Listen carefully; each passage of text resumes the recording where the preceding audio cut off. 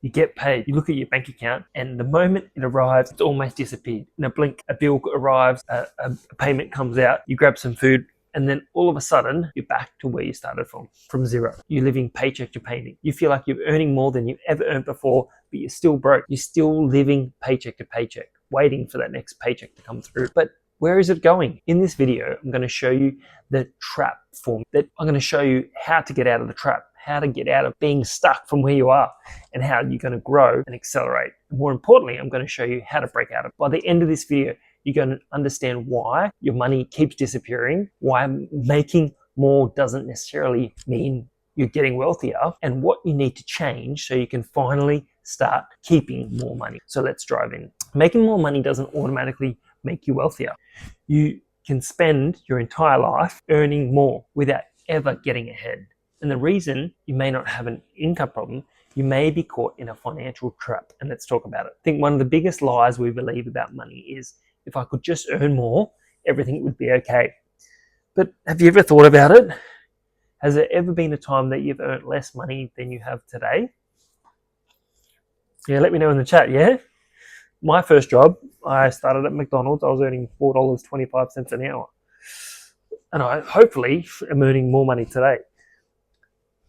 But how many of us, even though we've incrementally earned more, we still get stuck? We get a raise. We earn an extra $500 a week. We may even get an inheritance from somebody, and all of a sudden it disappears. Don't get me wrong, more money helps, but if it doesn't hang around, what's the point? But here's what we have to understand. More income doesn't automatically mean we're wealthier. More income can mean we're wealthier, but doesn't automatically, because wealth isn't just determined by what comes in. It's determined by what stays. Imagine two people, both get $500 a week, a pay rise. Sorry. Person one starts spending an extra $500 a week. Person two continues to live roughly the same amount, but instead of spending more, they put that $500 into an investment. Year one, they both have earned an extra 26 grand. Woohoo! But at the end of that period, the first person is no better off. The second person has put that money away and saved it. The income gives you opportunity, surplus, gives you options. You don't build wealth with the money you earn, you build wealth with the money you keep long enough to put it to work. And if you can consistently look at your account and if you consistently look at your account and look at where did all the money go, I want to suggest something. You probably just didn't disappear. It followed a pattern. And here's the pattern. Alrighty? It's going to be the trap framework. Okay.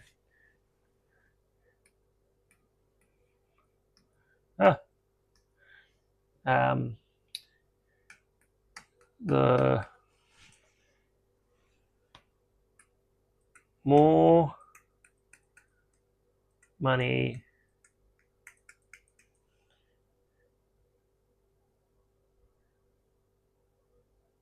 more money you make, can't even think where I'm up to, the more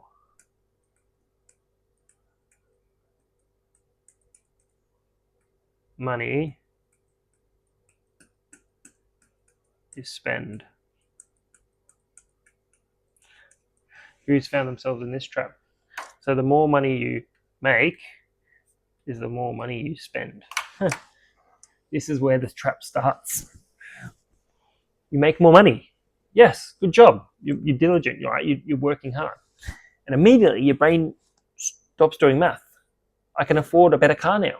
I can get a nicer house. I can upgrade my phone. I deserve a better holiday. I've worked hard for this. I should enjoy this. And there's nothing wrong with that, essentially. The problem is not the spending. The problem is believing that every increase should be an automatic lifestyle upgrade. It shouldn't. Earn more money, keep your lifestyle the same. Because If your spending rises every time your income does, you can earn more, but your lifestyle increases and you still can't get ahead.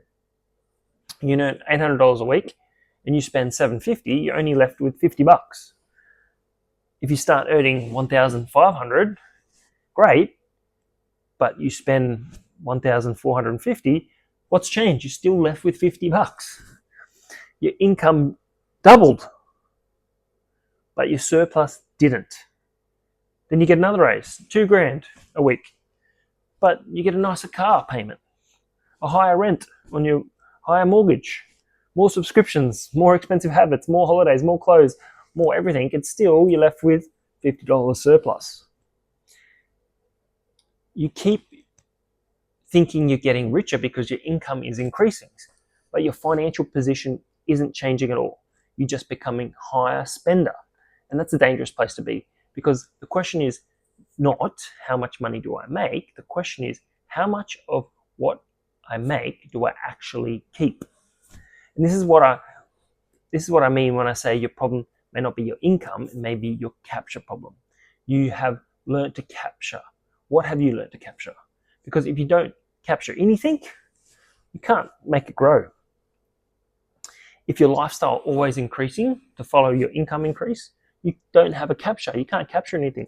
Lifestyle inflation doesn't usually happen with one big decision. It happens with hundreds of small ones. Slightly nicer car, slightly bigger house, slightly nicer clothes, slightly new subscriptions, a few upgrades here or there.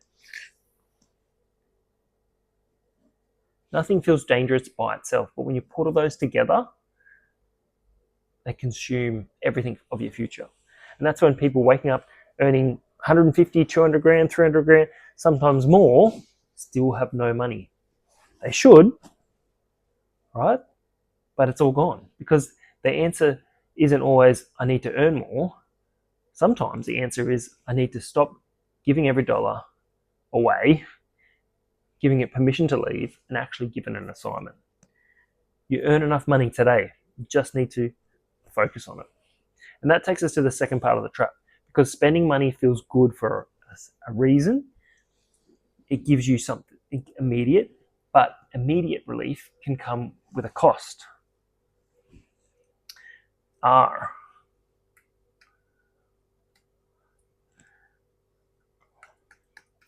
Relief today can create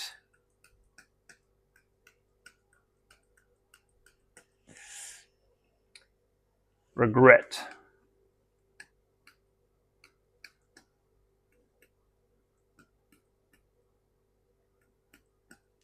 tomorrow.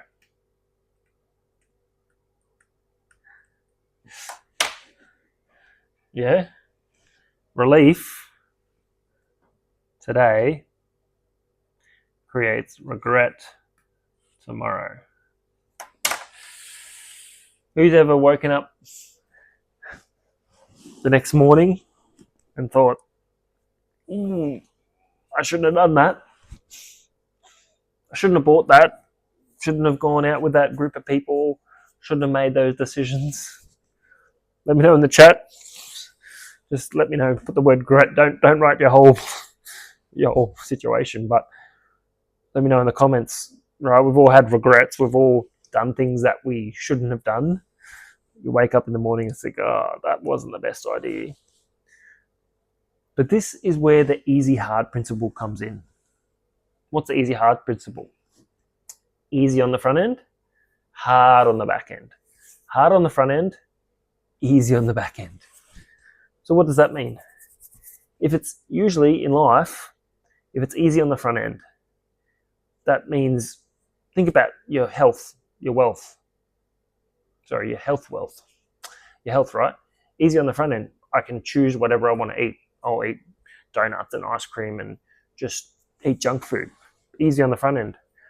Usually 10, 15, 20 years down the track, a lot of the people that just continue to choose that path often become obese, diabetes, all those things, right? Because easy on the front end. Hard on the front end, what's that? Dieting, exercising, eating right. That's hard. On the back end, 10, 20, 30 years of doing that consistently, you're going to be healthy. You're going to have flexibility. You're going to have strength. It's exactly the same with your finances. Do the easy things now.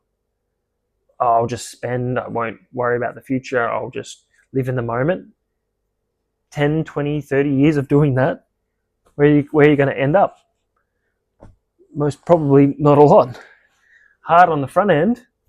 I'm going to live below my means. I'm going to invest. I'm going to put money aside. I'm going to build wealth for the generations, not just about me. I'm going to put money aside so that my children and my children's children can have something. 10, 20, 30 years of doing that. All of a sudden, you've built wealth that can surpass you. And then when I'm gone, I've got something to leave for my children. You choose when you're going to pay it for it, whether you're going to pay it at the front or the back. Saving money can feel hard now. Paying off debt can feel hard now. Saying no can feel hard now. Driving the old car can feel hard now. Not buying something that you want can feel hard right now. But looking at your bank account honestly, it's going to be easy. You have savings, you have less debt, you have margin, you have options. Spending whatever feels easy now, ignoring your debt is easy now. Putting things on finance, buy now, pay later feels easy now. Treating yourself, having a credit card, it feels easy now. But when the bills finally catch up to you, the repayments come in, the stress comes in, the lack of options reduces. Suddenly it's stress. Every final decision, every financial decision has a price. We're not talking about money. Has an emotional price, has a lifelong price. Every single one. You can either pay the price now, which is discipline, or you can pay the price later, which is regret. Which one do you want? Relief today can create regret tomorrow. What about we flip it and we say hard things today can create freedom tomorrow? Yeah? Because maturity is the ability to make today's decisions based on tomorrow's consequences. That's wisdom. That's maturity. A child thinks now, I want this now, what can I do now? But a mature person, once you grow up, you think, what will this actually cost me? That's a powerful question. Not just, can I afford this? But what is this costing me? I'm not just talking about money again. Relationships, food, diet, exercise, work, etc. Because affordability and wisdom are very different. You might be able to afford that payment, but can you afford the opportunity cost? You might be able to afford the new car, but what could you do with that money instead?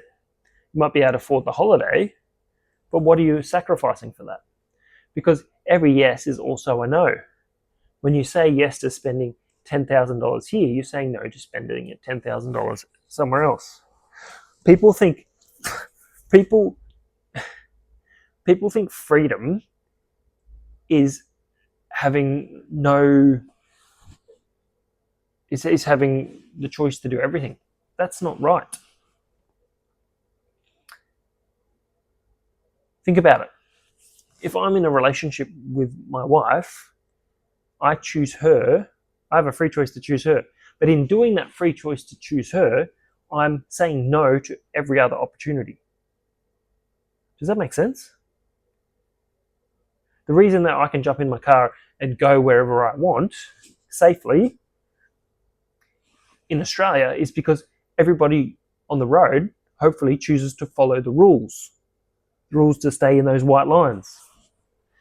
Right, we have speed limits, we have stop signs, we have red lights, we have all these things, all the rules. That means I can jump in the car and go wherever I want safely because everyone chose to follow the rules.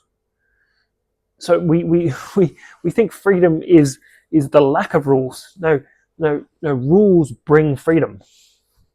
If you discipline yourself with rules, then you can have freedom.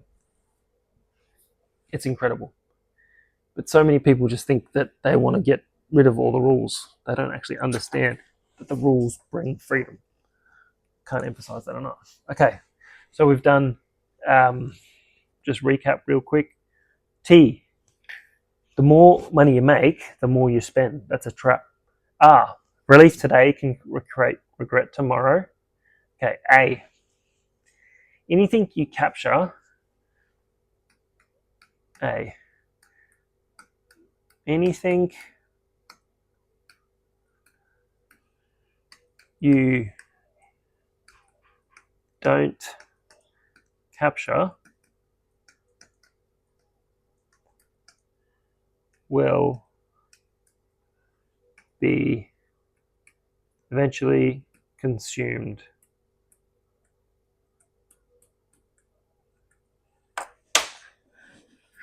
Anything without a purpose or determination, it will just disappear. This is the heart of the problem. You get paid, and what happens? Everything gets access to your money. The bank gets it, the landlord gets it, the power company gets it, the insurance company, Netflix, Spotify, Uber Eats, whatever. Everything gets access to it. And look at the end of the month, you look around and go, what's left for me? Nothing. Because you gave your money away before you ever captured it. And listen, bills aren't bad. Spending isn't bad. Businesses aren't bad because they want you to buy things. But you need to understand, if you don't give your money a destination, someone else will. They happily give it a job. Because money without instructions will disappear. Think about like water. If you want to capture water, you need a container. Without a container, it just flows straight through your fingers. Income is exactly the same. Money can come into your life at an incredible rate, but if you don't have a system to capture it, it flows straight through your fingers. And that's why I teach surplus, because instead of what comes into your hands, surplus is what stays long enough to change your life. Let that sink in. You don't invest income, you invest surplus. You don't build an emergency fund with income, you build it with surplus. You don't create financial freedom with money that comes in immediately and goes back out the same day. You create it with when you capture money. And that's why the goal shouldn't be necessarily how do I make $1 million? That's a good question. But how can I stop losing the money that's already fallen through the cracks? How can I create margin? How can I create $50, $100, $500, 10, 20, 30%? Because wealth starts building when you create a gap between what comes in and what goes out. That gap. What comes in, what goes out. And if you can raise what stays, perfect.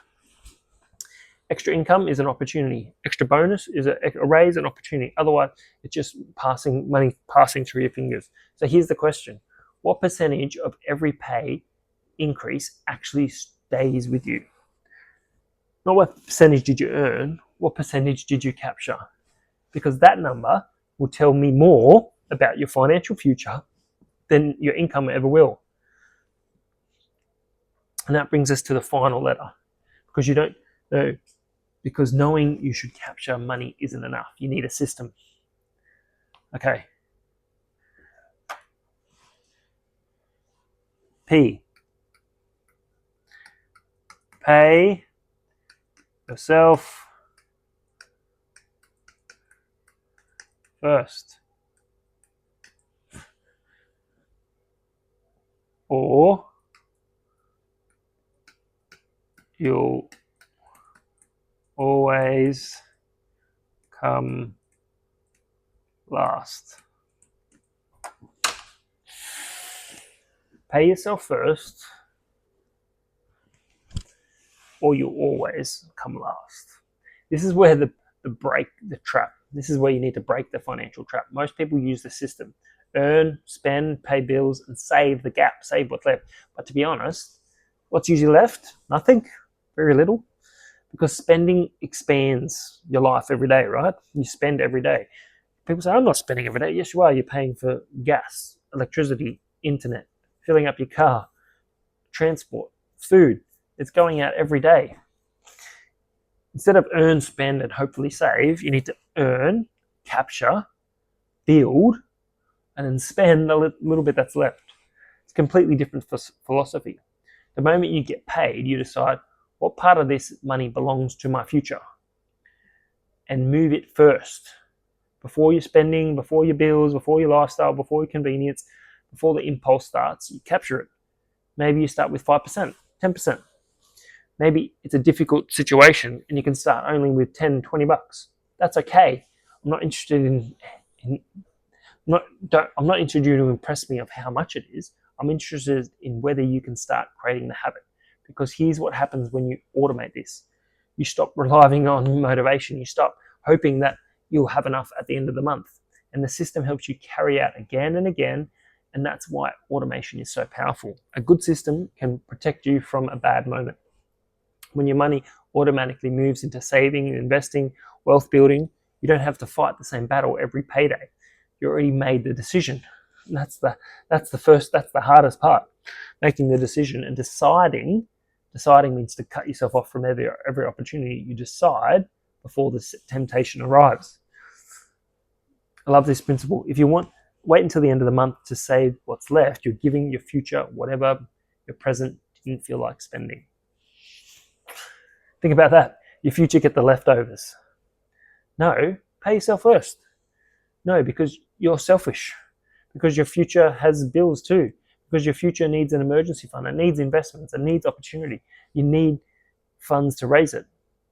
People build wealth intentionally. And intentionally means you decide where your money goes before it ever gets the opportunity to disappear. So let's put this whole thing together, the financial trap.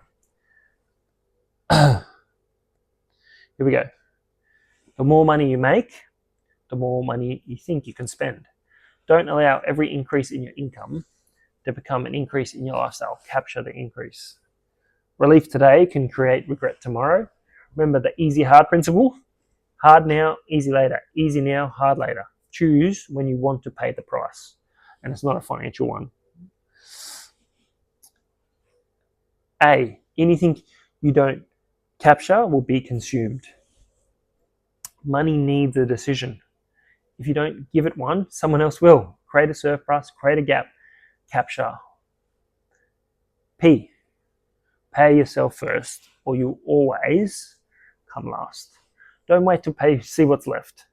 Decide today what belongs to your future. Automate it, capture it, and then live on what's available. I want to challenge you with something. The next time you get paid, don't just look at the number. What can I buy? Instead, ask a question. What can I keep? What part of this money can I capture? What part of this can help me make my life better? Because that's really the wealth. Wealth is not just about having expensive things. Wealth is about having options. And if you're being able to handle an emergency, if you're having the ability to walk away from something that isn't right for you, that's opportunity. So stop asking, where did all my money go? Ask a different question. Not why don't I make enough, but ask what happened to what I already have made. Did my lifestyle consume it? Did I choose to relieve today and create worry tomorrow? Did I fail to capture it? Did I put everything, spend it all first and hope that there's something left? Break the chain, break the habit. Hard now, easy later. Easy now, hard later. It's your choice. You choose. Create a surplus. Give yourself options, give yourself freedom, and break yourself free of the financial trap. Thanks so much for watching, and I can't wait to see you on the next video.